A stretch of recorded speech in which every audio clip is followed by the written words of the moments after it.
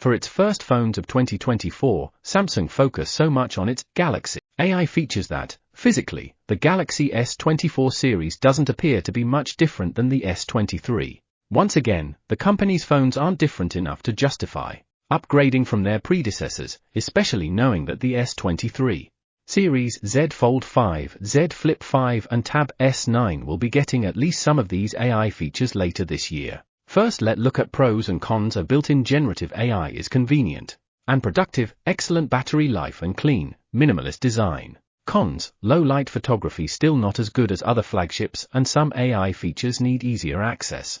Design and display: Galaxy S24 Plus packs a 6.2-inch Full HD Plus screen, which is based on Samsung's Dynamic AMOLED 2X technology. Compared to last year's S23 series, this year's flagships are basically the same, save for some new colors. I received the S24 in marble gray, and the S24 Plus in cobalt violet.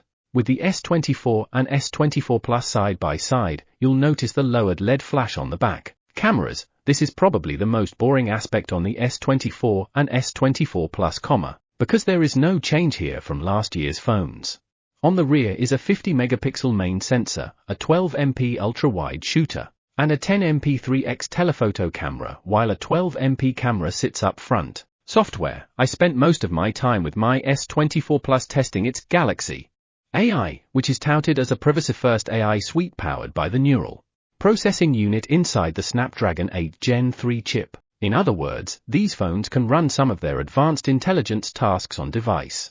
Performance and battery life: like the S24 Ultra, the S24 and S24 Plus are powered by Qualcomm's Snapdragon 8 Gen 3 processor, but only in the US, South Korea and China. If you're buying one in the UK, then you'll have to make do with the Samsung Exynos 2400. Thanks for watching. That's it for today. See you in the next video.